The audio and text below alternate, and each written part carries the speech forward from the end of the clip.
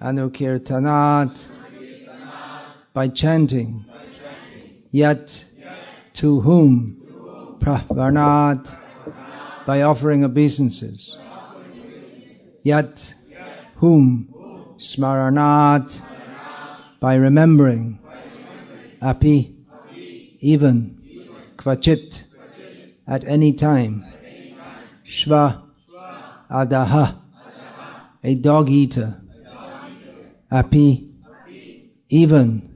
Sadhyaha, immediately. Savanaya, for performing Vedic sacrifices.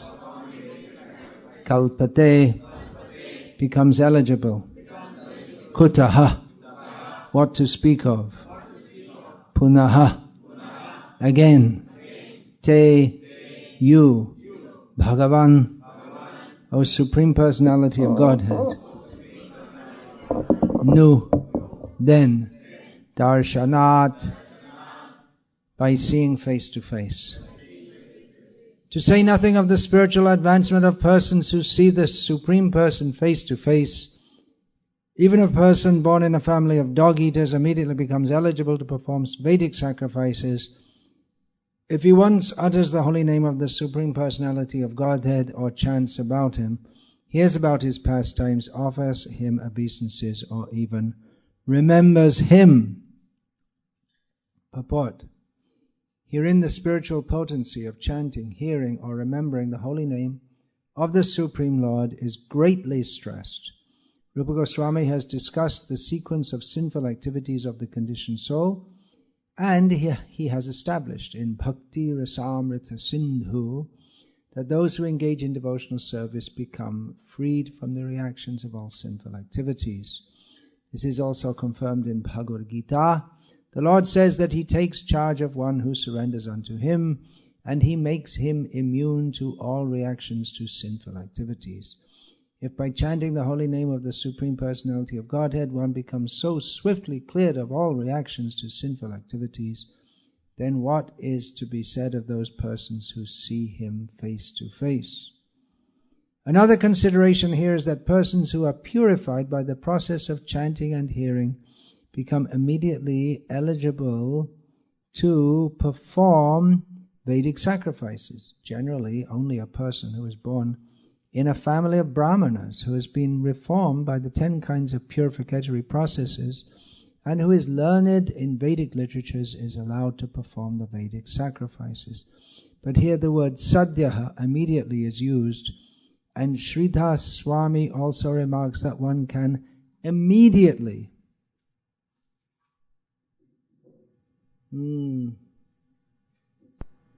emphasized, become eligible to perform Vedic sacrifices. A person born in a family of the low caste, which is accustomed to eat dogs, is so positioned due to his past sinful activities, but by chanting or hearing one once in pureness or in an offenseless manner, he is immediately relieved of the sinful reaction.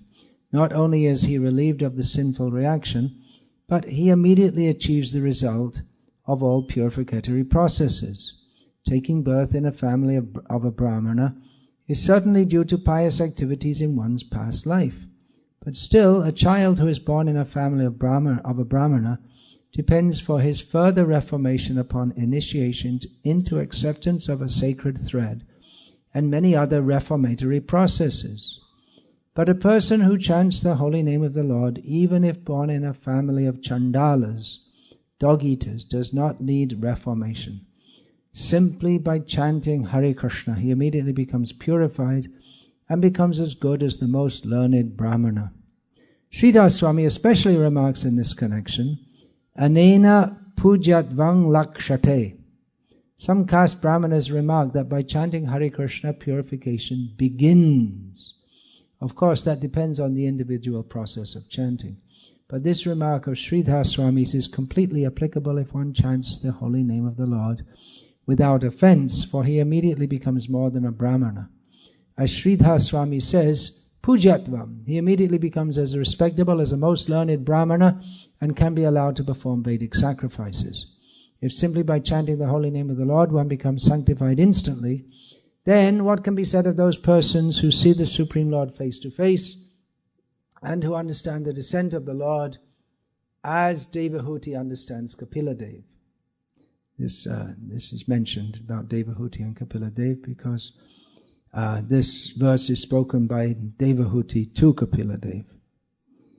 Usually initiation depends on the bona fide spiritual master who directs the disciple. If he sees that a disciple has become competent and purified by the process of chanting, he offers the sacred thread to the disciple just so that he will be recognized as 100% equal with a Brahmana. This is also confirmed in the Hari Bhakti Vilas by Sanatana Goswami. As a base metal like bell metal can be changed into gold by a chemical process, any person can similarly be changed into a Brahmana by Diksha Vidhan, the initiation process. Anyone know that verse? Anyone? Yata kanchanatam yati kangshang rasa vidhanataha tato diksha vidhanena dvijat vam jayate nranam. Brahmin? You should know that verse. It is sometimes remarked that by the chanting process one begins to purify himself and can take birth in his next life in a Brahmana family and then be reformed. But at this present moment, even those who are born in the best Brahmana families are not reformed, nor is there any certainty that they are actually born of Brahmana fathers. Formerly the Garbhadhan reformatory system was prevalent, but at the present moment there is no such Garbhadhan or seed-giving ceremony. Under these circumstances, no one knows if a man is factually born of a Brahmana father. Whether one has acquired the qualification of a Brahmana depends on the judgment of the bona fide spiritual master. He bestows upon the disciple the position of a Brahmana by his own judgment. When one is accepted as a Brahmana in the sacred thread ceremony under the Pancharatric system, then he is Dvija, twice born. That is confirmed by Sanatana Goswami, Dvijat Vangjayate. That's just from that verse I quoted. By the process of initiation by the spiritual master, a person is accepted as a Brahmana in his purified state of chanting the holy name of the Lord. He then makes further progress to become a qualified Vaishnava, which means that the Brahminical qualification is already acquired. Before I comment on this, I'll read a section from the commentary in his partial translation of Bhakti Rasamrita Sindhu by Srila Prabhupada's Gada Bhakti Hriday Bon Maharaj. This is a commentary which Srila Prabhupada in a letter authorized his disciples to read. Now, Jiva Goswami quotes this verse in his Bhakti Sandarbha. No, his commentary of Jiva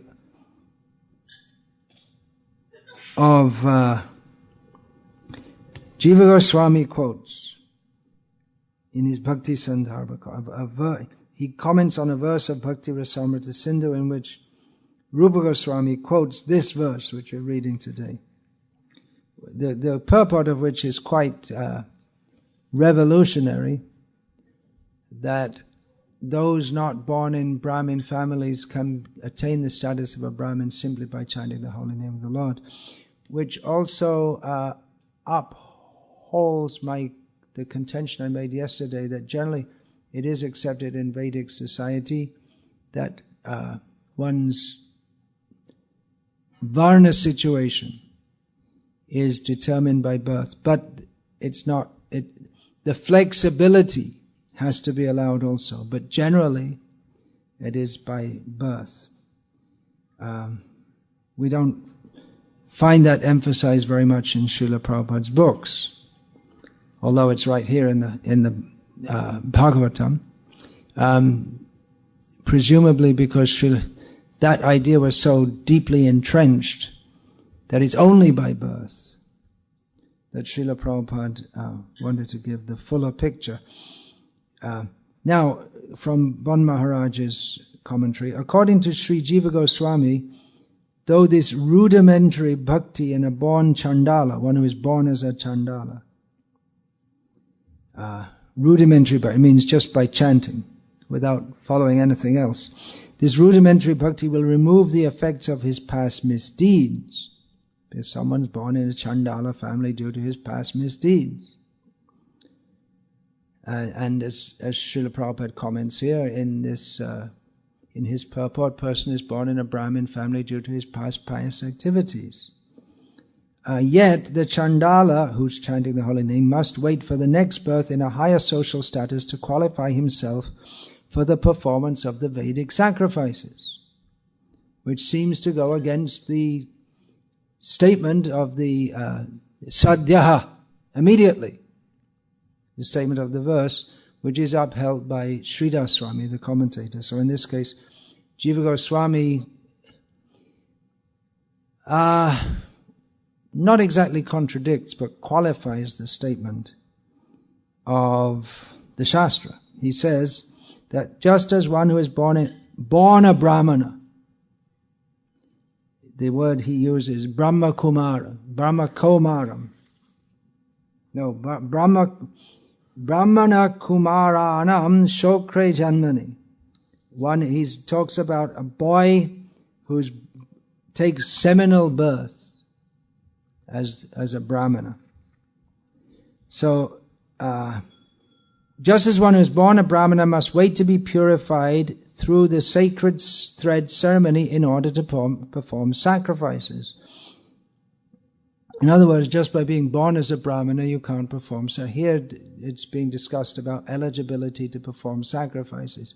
One who chants the holy name even once, even if born in a family of dog-eaters, is eligible to perform Vedic sacrifices, which is normally reserved for Brahmanas. But Jiva Goswami points out that, well, even if you're born in a Brahmin family, okay, you're a Brahmana, but you have to be initiated as a Brahmana by the Upanayanam Samskara. One has to attain that, and then one is trained how to perform sacrifices, and then one can actually perform sacrifices. Technically, the eligibility comes with the Upanayanam Samskara, the conferral of the sacred thread and the Brahma Gayatri mantra. But that's actually supposed to be the beginning of the education by which one becomes eligible to perform Vedic sacrifices. Brahmana has to memorize at least one of the four Vedas to then he can go on and do other things. So Jiva Goswami says that one must wait to be purified through the sacred thread ceremony in order to perform sacrifice. In the same way, one who has chanted the holy name is eligible to perform Vedic sacrifice, but he must wait to take birth as a Brahmana in order to actually perform Vedic sacrifice.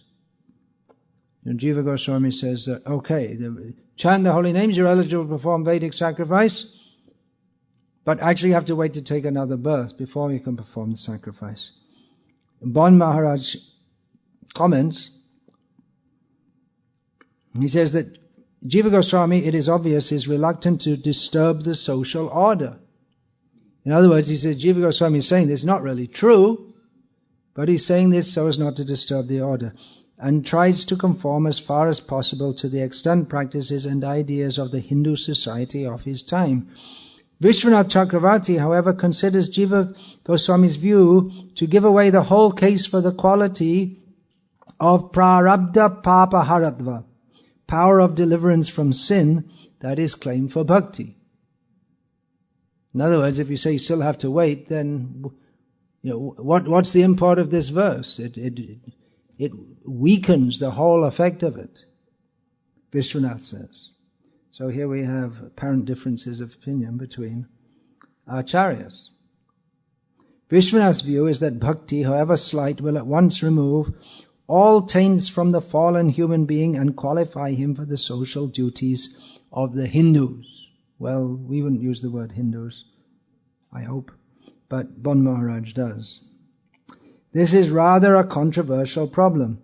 The question is between eligibility and capability.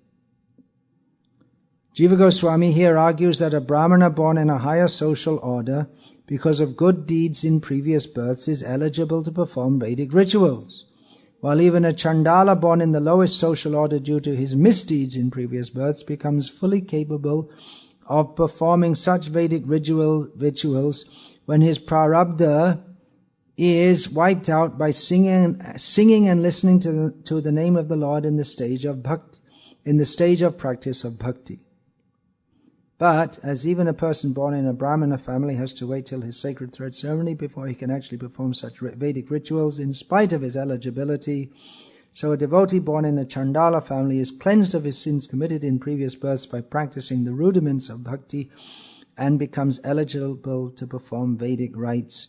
But he does not do this as he is not interested in the fruits of Vedic karma. So that's another angle on it, that even if a Chandala is eligible to perform Vedic sacrifice, he's not interested anyway because he's a devotee. He's not interested in performing sacrifices as a karma kanda ritual. He's not interested in being identified as a Brahmana or a Chandala because he's not interested in any social position whatsoever. He realizes, I'm an eternal servant of Krishna. I chose this verse to speak on today because today something will happen in Seattle that until recently in India would be, and definitely until recently in India would have been unimaginable, and in America it would be unimaginable for another reason. That is, a person of Mlecha Chandala background will be conferring Brahminical initiation upon others of Mlecha Chandala background. It's unimaginable. It was unimaginable in India because how can Westerners do such things? It's just not allowed. You have to be born a Hindu. You can't. I often used to hear this in the 1970s in India. You cannot be a Hindu. You have to be born a Hindu. I tell people, well, I don't want to be born a Hindu, and I don't want to be a Hindu. You can be a Hindu. I don't want to be a Hindu. Actually, you're not a Hindu either. To them, we seem like Hindus because of... but by Srila Prabhupada's grace, we could understand that though culturally we may be perceived as Hindus, socially we may be perceived as Hindus. Srila Prabhupada has taught us to do many activities which are generally identified as Hindu, such as chanting the holy names of the Lord, well, pretty much everything, offering puja, going to temples, honoring prasadam, honoring the cow, the Ganga. This is what Hindus do. Muslims don't honor the Ganga.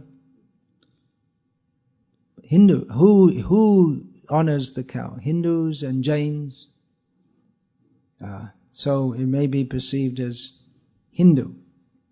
So it's unimaginable in India that people from the West could become brahmanas, gurus, or that these activities could go on in the West at all.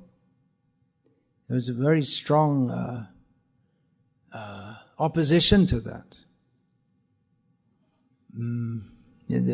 The idea that a Westerner could become a Brahmana or a sannyasi, Srila Prabhupada came up against much opposition from that when he brought Western devotees back to India. Some people were very happy to see it, and some people were very unhappy. I'm talking about among Hindus in India. Some of those who were devotional, they were very happy, and those who were attached to the status of a Brahmana, they were very unhappy.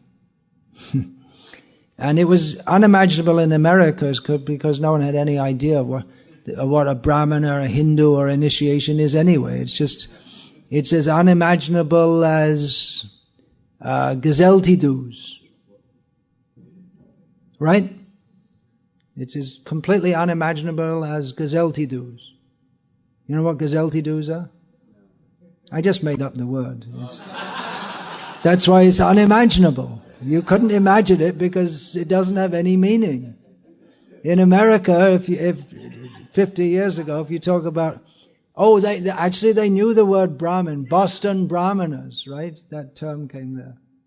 So maybe you have to go a little further back in time to George Washington time, after who this beautiful tract of land is named. He'd never heard of Brahmanas, I presume. So anyway, it was unimaginable, but it's going on. How is it going on? According to the authorization of Shastra.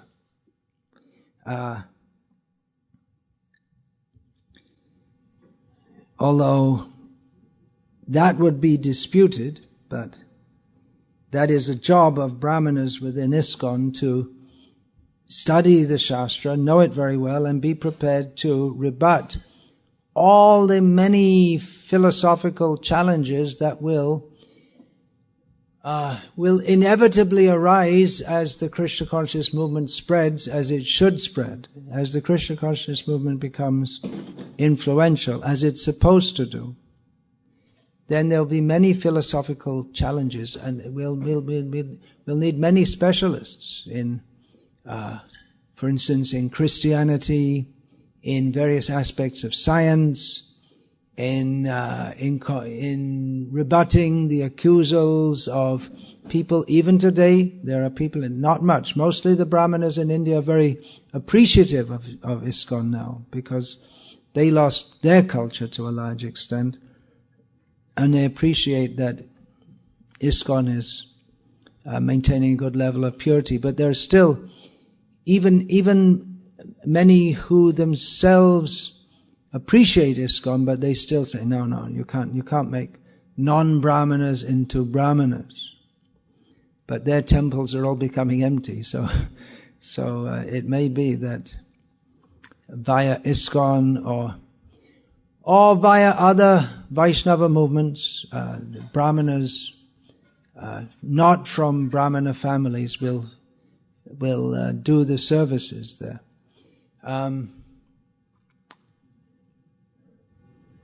ISKCON has come up, and in the wake of ISKCON, various Gauriya Mats have come up also. So they're also, all of them, they're all gaining energy from Srila Prabhupada and his preaching. So, as is standard on initiation ceremony, for the Harinam initiation, there should be a discussion or talk on the 10 offenses against the holy name, and about the meaning of initiation. Harivilas Prabhu is scheduled to give that talk a little later. And when there's Brahman initiation, there should be some discussion of the meaning of Brahman initiation, what it means to be a Brahmana. So I'm doing that now, but I won't have time. I'll plan to speak more later about this. One point I just thought of, among the qualities, just thought of means this morning, yesterday and this morning. One of the qualities of a Brahmana is Shanti, which means tolerance, yeah. So I thought about that the question was asked yesterday about how during the reign of Lord Rama, people were as happy as in Krita Yuga. So I spoke a little bit about how there's suffering even in Satya Yuga. The miseries of birth, death, old age and disease are always there in the material world, throughout the material world. Some further points about that. One point is that although there is birth, death, old age and disease in all yugas, but in Kali Yuga, the suffering is more because people are more sinful. It will hardly touch people. In the Satya Yuga, and in the heavenly planets. Birth, death, old age and disease, the misery there is much less. Birth means a woman of the heavenly planets will give birth and immediately the child will grow, so she doesn't have to bother looking after him as he grows up. And old age hardly exists, and death is not long, prolonged, difficult death, but still the suffering is there. One kind of suffering, knowing that I enjoyed, now I have to leave that. I have to leave that enjoyment behind. Buddhists have done much analysis of the misery of the material world. So one of the types of misery is that even when you think you're happy, that happiness turns to distress when you lose it. And another point is that even though one may feel pain, but one who is on a high level of consciousness, he doesn't feel that way or is not affected in the same way as someone who's on a low level of consciousness. I mentioned about Chandrasekhar Prabhu as his knee pain. I don't know how much it is because I'm not him. He experiences it. I don't. We can see by his difficulty in movement that he has some knee pain, but he's happy. So it means the suffering is there, but he's not affected by it as much as someone who's in the bodily concept of life, because he's happy in Krishna consciousness. But it's not that the pain isn't there, it is there, and the difficulty associated with it is there, but he's not affected. As a person in bodily consciousness is affected, who laments shochati iti shudra. The prime symptom of a shudra is that he laments, because he thinks he's the body, and he thinks that happiness is on the bodily platform. So although the pain level may be the same for a devotee and a non-devotee, or someone in higher consciousness, as in Satya Yuga, people are generally in higher consciousness than in Kali Yuga. Although the pain may be the same, but someone who's in higher consciousness, to a large extent, transcends that. So he's not affected by it in the same way. And in that way, he doesn't feel it, at least so much. The pain is there, but he doesn't think this is me and laments over that. So that's another consideration, how people are more happy, by the quality of tolerance. For devotees, the quality of tolerance, well, that can come by philosophical. What is that? Tattvajnana darshanat is mentioned in Bhagavad-gita, one of the symptoms of knowledge. Tattvajnana artha darshan means always to consider everything philosophically. So philosophically, if we consider I'm not this body, then the pain reduces. We know it's not me, and anyway it's only temporary, and tatenukampa, I'm suffering because of some previously committed sinful activity, so let me accept it and go on with my service to Krishna. So by philosophical consideration, a person can tolerate physical pain, mana, apamana, being insulted, being praised. He can tolerate being praised. What do you mean tolerate? That's nothing to tolerate. That's something to be enlivened by. But someone who's on the transcendental platform, neither is he disturbed by being insulted, nor is he elated by being praised. Because he thinks, well, anyway, I'm supposed to serve Krishna. If someone praises me, well, Jogata bichare kichu nahi pai tomara karuna sha. I don't have any qualities. If there's anything they're praising, they're actually praising my guru who has bestowed this upon me. So in this way, he's not affected by, he tolerates both praise, honor and dishonor. He tolerates both. So by philosophical consideration, one can become tolerant. And another way, which goes on simultaneously for a Brahmana, for a regular Brahmana, he can tolerate by philosophical consideration. And for a Vaishnava, because parang drishtva nivartate, rasavajang rasopyasya parang drishtva nivartate. Because he's experiencing a higher taste in Krishna consciousness, then the worldly disturbances which might severely disturb someone else, he may not even notice them. I was surprised when I first heard from Hari Shauri Prabhu, who was traveling constantly with Srila Prabhupada, when he was appointed as Srila Prabhupada's permanent servant. Permanent means during a period of time, his personal servant. Srila Prabhupada said, "Your only duty now is to be with me 24 hours a day." Only duty. That way, that means even 16 rounds may be subordinate to that.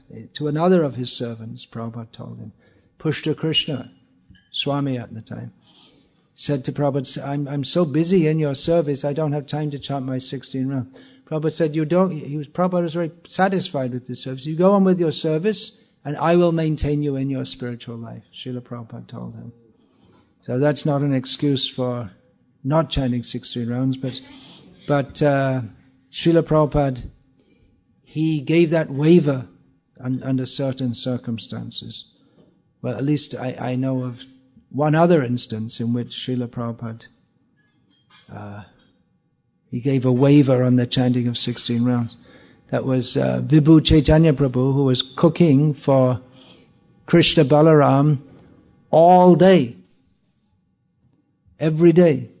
And devotees asked when he's chanting his rounds. And Srila Prabhupada said, at least I've heard like this, that for him it doesn't matter. He's fully engaged in service. It's the same thing. Anyway, about Hari Shauri Prabhu, I first heard from him many years after Srila Prabhupada departed this world, that all the time he was with Srila Prabhupada was sick. He always had digestive problems.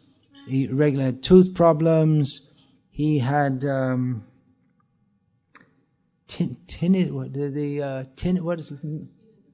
tinnitus, as they call it? Yeah, the ringing in the ears.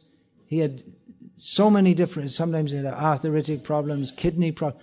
Always one thing after another. But you'd never guess it most of the time, because Srila Prabhupada most of the time just looked as if he was in full health. Or what to speak of his heart attacks and strokes.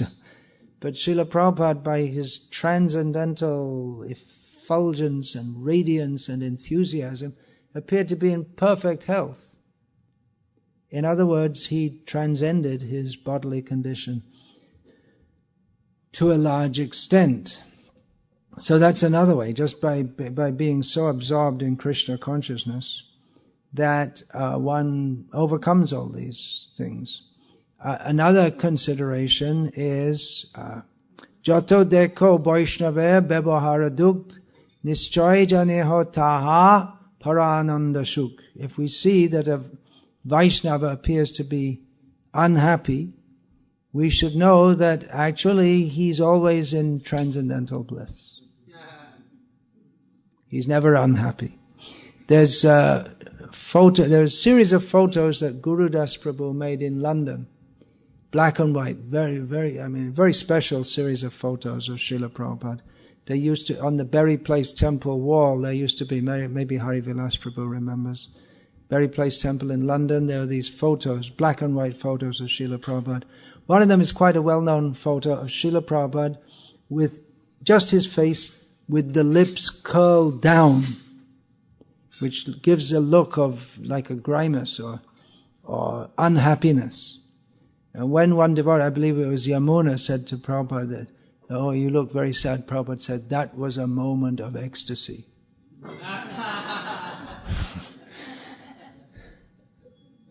So which brings us to another consideration. Vaishnava, what is that? Vaishnava Vaishavera Kriya Mudra Bigeho Na Bhujai. This is Srila Prabhupada. He often quoted this. It's his rendering of a statement in Chaitanya Charitamrita that the activities and everything about a Vaishnava, even someone who's very learned from the worldly point of view, cannot understand them. So, about making Boston Brahmanas, real Boston Brahmanas. Actually, the first initiation Brahmin initiation Srila Prabhupada did in America was in Boston. Real Brahmanas. Okay, I'm going to read now from my website, something that I wrote, about standards, requirements for Brahminical initiation by myself.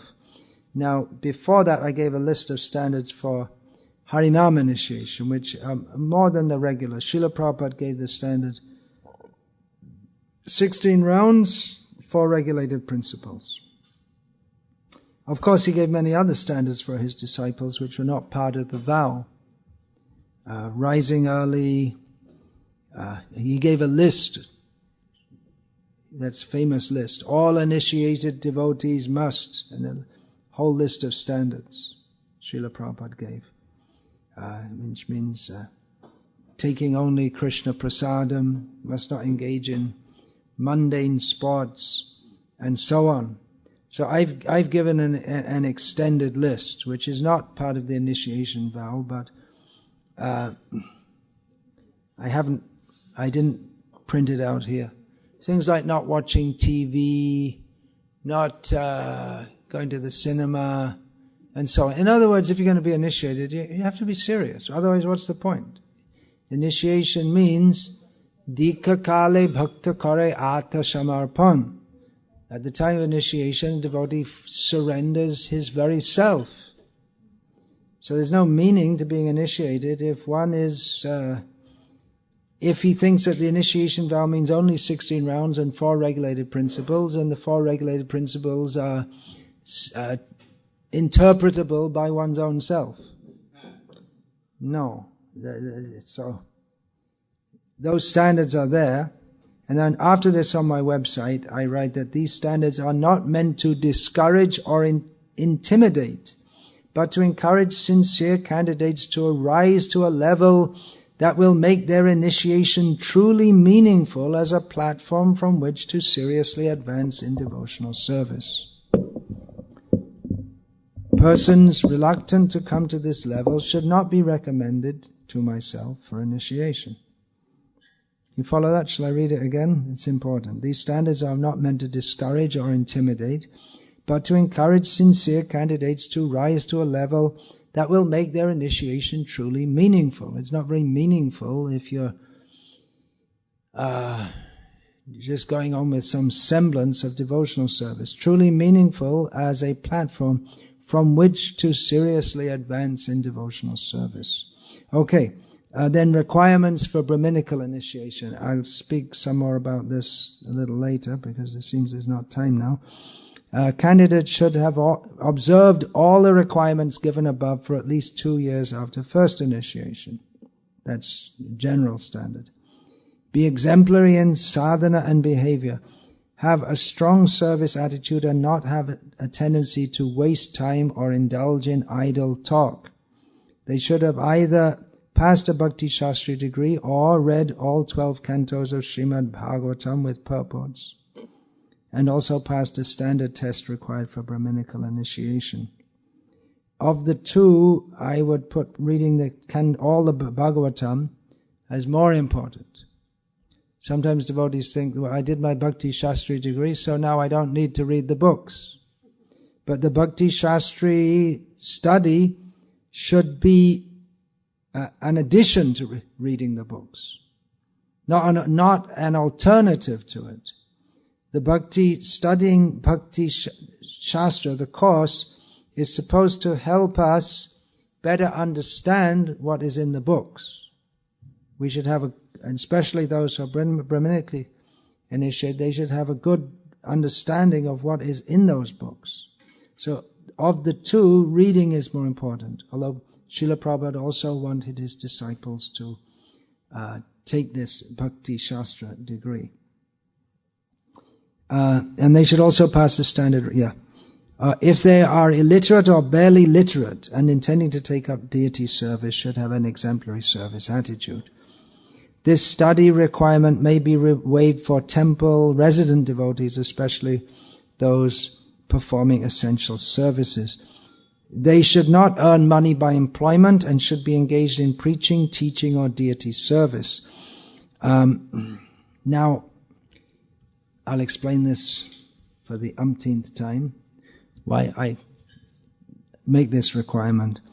Srila Prabhupada wanted to establish Varnashram Dharma, which means that not all devotees will be designated as Brahmanas. As we learn from this verse, which we read today, a devotee is automatically on the level of a Brahmana, and actually, as Srila Bhaktisiddhanta Saraswati Thakur elaborately explained, a Vaishnava is on a platform much more than that of a Brahmana.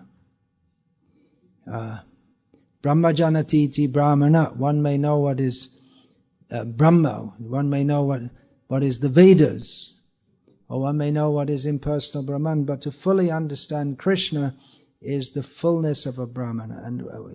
But one doesn't have to go through the stage of being born as a Brahmana or even to have studied the Vedas directly in order to, or even to have studied anything, to have full faith in Krishna. Of course, one should be guided by devotees, but one can also be completely illiterate and be a pure devotee of Krishna. And an illiterate pure devotee of Krishna is on a much more exalted platform than even a Brahmana, born Brahmana, who's that's also stated. What is it? This Viprad Vishadaguna Yutta Aravindanabha. Where does that verse comes? Oh, that's Prahlad's teachings. Aravindanabha. I can't remember the verse. He says that even if one is a Brahmana qualified with all the qualifications, Aravindanabha, I'm trying to remember, it's not coming. If he's inimical to Krishna and Krishna consciousness, then he can't even purify himself, what to speak of others. People think, oh, Brahmana, we can get purified by him. He can't even purify himself. Aravindanabha vimakat svapachan varishtat. But someone who's born in, again, the Chandala dog-eater family, he can purify himself. He's automatically pure and purifies others if he's a devotee of Krishna. So this is a repeated theme in the Srimad Bhagavatam. Then why give Brahminical initiation? What's the point? This was done by Srila Bhaktisiddhanta Saraswati Thakur just to demonstrate the point that Vaishnavas are not less than Brahmanas. Because at that time, Vaishnavas in Bengal had a very bad reputation due to misuse and misinterpretation of Sri Chaitanya Mahaprabhu's teachings. So to demonstrate that Vaishnavas are at least as good as Brahmanas. Actually, they're more, but people tend to respect Brahmanas. So that's another point. That people would, if they respect Brahmanas as teachers. The Gauriya Math was a preaching institution, and teaching of Shastra is meant to be done by Brahmanas. So, by initiating them as Brahmanas, Bhaktisiddhanta Saraswati Thakur, his idea was to engender the respect that is required for people to hear those who are speaking on spiritual knowledge. Another point is that for worship of deities, in temples, there should be, one should be inducted as a Brahmana. So for all these reasons he gave Brahminical initiation.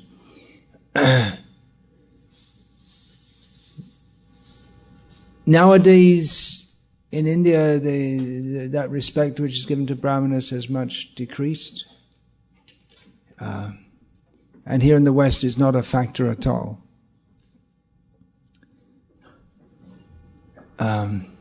So that giving a Brahminical initiation doesn't serve the purpose of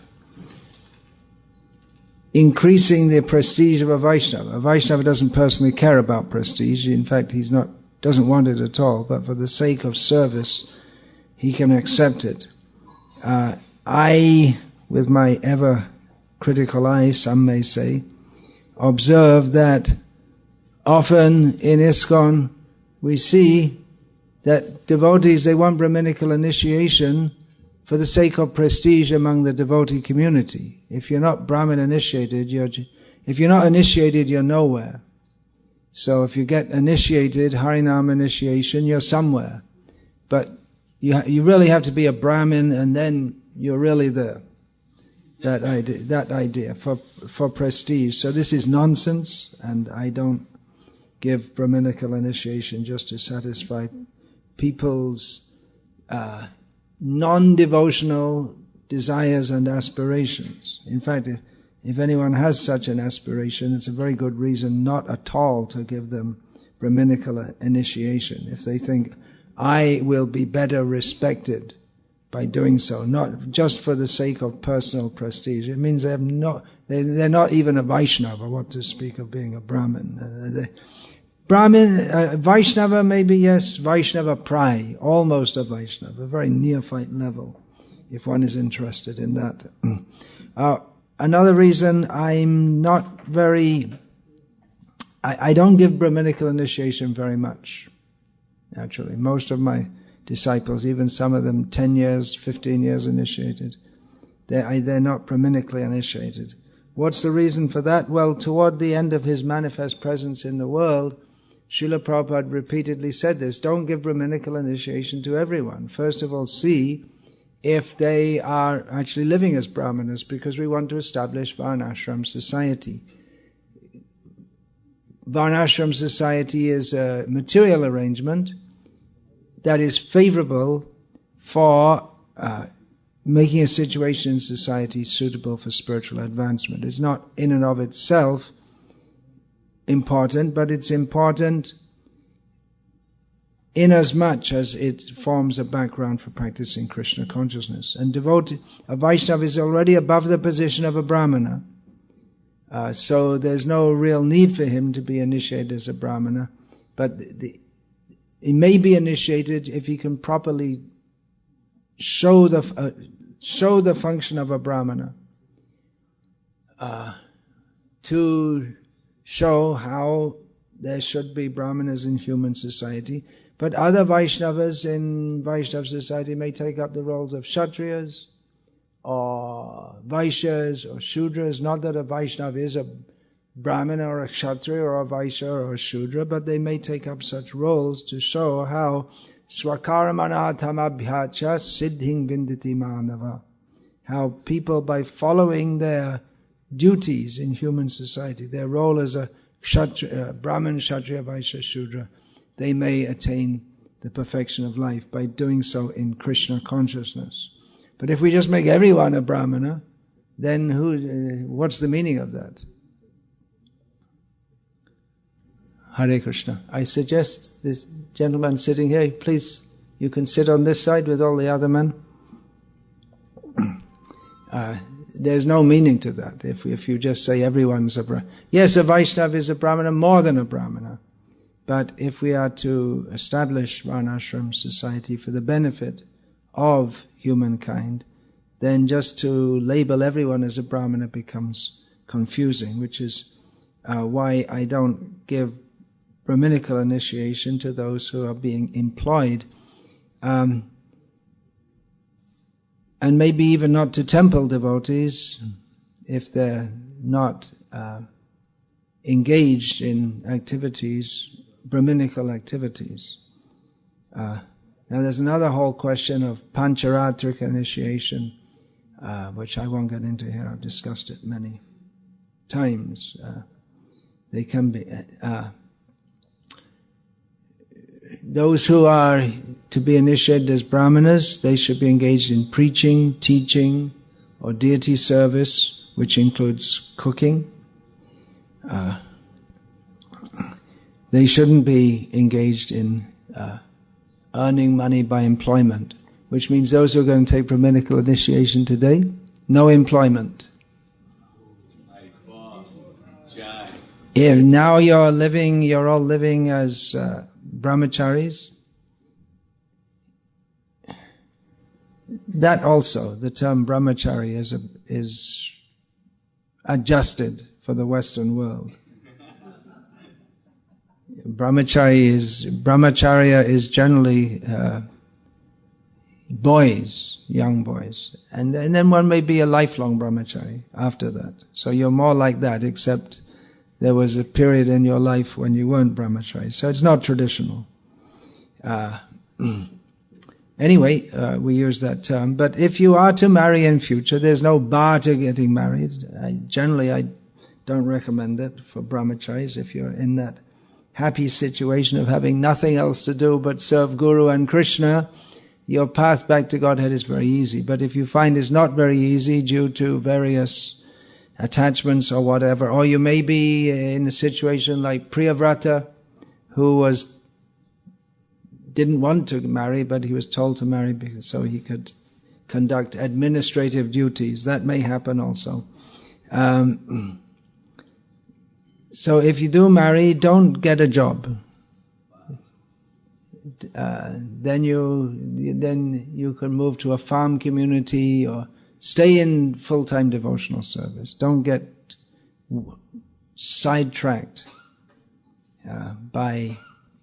or work with devotees in some doing. Srila Prabhupada for householders, he had some ideas how with a very small crew, they could organize restaurants and they wouldn't have to work very long. They could make good living and sufficient income and distribute prasadam and at the same time not come to the situation of bifale shevinu kriparna durajana chapala shukalaba lagire, that they're serving some rascal materialist. They don't have to do that. Those who are being Brahminically initiated, they should keep their shika also throughout their life. I cut my shika at one point when I was stationed in Bangladesh, and at that time it was necessary for service. So it may be there may be occasions, but then if you're not working for some materialistic rascal, then there's no need to. So keep it. Actually, every devotee should keep a shika, but some feel the need to in their works. Actually, some years ago, in Sri Rangam in South India, one of the two major centers, actually the major center of the Sri Vaishnava Sampradaya, I met a young boy. Young boy means he was in his late 20s, I guess. In India, they're still boys, especially if they're not married. He was chanting very beautifully Divya Prabandhams for the pleasure of the Lord. They had him do it in one festival which I attended. Later I asked about him from his uncle, who's also initiated by me. And he said now he's in America. He's working in some software company. He doesn't want to, but he's obliged to by family necessity. So then later I asked about him, and he's working in Bangalore. And his uncle told me at that time that when he was in America, he could go to work with his shika and Vaishnav tilak, and no one said anything. When he came to India, he said, no, can't do that. Get it off.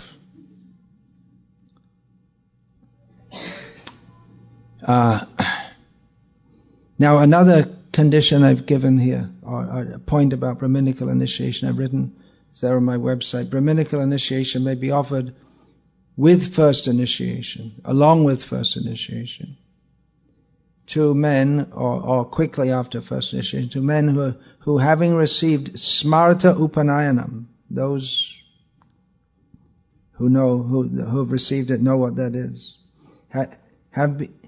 who having received smarta upanayanam have been regularly chanting Gayatri Japa. In other words, they're already chanting Gayatri, the Brahma Gayatri mantra, before coming to Krishna consciousness in the line of Srila Prabhupada. Such initiation is not in recognition of any supposedly special status, but to save them from smarta attachments. In other words, there's a lot of stuff there. One thing is that they're chanting Gayatri, but with smarta misunderstandings. So we can, in such a case, I may give Gayatri initiation. We may say, well, they already got it. No, they didn't get. They got Gayatri, illusory Gayatri, to maintain one's attachments in this material world, or maybe with some idea of ultimately attaining moksha, although most caste brahmanas in India are much more interested in going to America than attaining moksha. Isn't it? There are so many caste brahmanas here in Seattle. If they wanted to, they could be sannyasis in India. They didn't have to choose this path, but they chose it. So the idea of chanting Gayatri and the whole thing that goes, some of them actually do chant 3 times a day, even in America, some of them. But they're not able to do their full Sandhya Vandanam. And actually, traditionally, they would have been ejected from although they think of themselves as Brahmanas, they would have been ejected from Brahminical society. To go to America, anyway, you're finished. As soon as you cross the ocean, then you're ejected from Brahmin society. To cut their shika, then you're ejected. In fact, if you are ejected from Brahmin society, they'll cut your shika off for you. And working, taking a job, having an occupation, especially working for meat eaters and lechers, in all ways they're disqualified. But still there's some idea, I'm a Brahmana, and that can be also another obstacle in fully accepting Krishna consciousness, some idea of superiority. Now there may be some good things also. If they, by thinking I'm a Brahmana, they want to remain a vegetarian, at least a vegetarian, or they appreciate the chanting of Vishnu's names, even if their understanding of the chanting of Vishnu's names is all mixed up with Mayavad concepts. There's also that, so in other words, they require a thorough re-education. They may already know so many things. If they're actually have some kind of Brahminical, many of them do have Brahminical culture, which is one reason why they're attracted to Krishna consciousness. They see there's something here which they're attracted to. So they're pious people. Yeshang tvantakatang papang jananang punya karmanam. So in previous lives and in this lives they're performing pious activities, but tedvanva moha nirmukta, they're not freed from the dualities of delusion. They're still in materialistic consciousness. So pious but in materialistic consciousness. So the spiritual consciousness should be given to them, whereby they can bhajante manjaravrataha, they can fully take to Krishna consciousness. So in some ways, there's great advantage to being born in a Brahmana family. In some ways there's disadvantage. To being born in a Brahmana family and following the Brahminical principles, even at the level which most Brahmins who are following follow, that's still some advantage. Although the level that most Brahmanas who follow today follow, by only following at that level, traditionally they'd also be thrown out of Brahmin society. They wouldn't be allowed to worship deities in temples or any such thing. So there are advantages and disadvantages. Krishna says in Bhagavad-gita, is a famous verse among followers of Srila Prabhupada because he quoted it so many times. Mang hi parthavya pashritya yepi syuf papa yoneyaha striyo vaishas tatha shudras tepi yanti param gatim. Even if one is of sinful birth, or woman, Vaishya or Shudra, if one takes full shelter in Krishna, Krishna says he can attain the supreme destination. The verse after that, King Puna Brahmana Punya Bhakta Raja Shayastata Anityamasukam Lokam Imam Prapya Bhajasva Mam. Then what to speak, Krishna says, of those who are pious, Brahmanas, and Kshatriyas who are my devotees, who in this miserable and temporary material world take to the worship of me. In other words, they are expected, they have a better opportunity. Krishna says, even those who are considered fallen and sinful, if they take shelter in me, they can come to me, they can attain the supreme destination. Then what to speak of those who have a pious background? So it's an advantage. The tendency to memorize Gita shlokas. Actually, this tendency to memorize Gita shlokas among South Indian Brahmanas is not solely due to, but has a lot to do with Swami Chinmayananda. Is it? What do you think? South Indian Brahmanas? He encouraged that with competitions, although Bhagavad-gita is not the subject of competitions. It's on Kurukshetra there was no competition of learning Bhagavad-gita shlokas. He's encouraged that. So they have a taste for chanting Gita shlokas, and they get all mixed up with his bogus philosophy at the same time. So it's a mixture, good and bad. But I may give, sometimes I give both Harinam, usually or often if they're from South India, especially South Indian, because in North India the Brahmanas, in general, most of them don't follow anything. They don't follow anything. Okay, Hare Krishna.